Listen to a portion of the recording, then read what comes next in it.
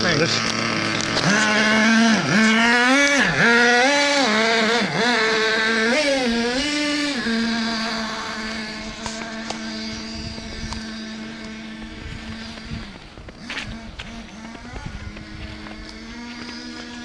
Ovo je sad za njega ekstra, hladno vrijeme.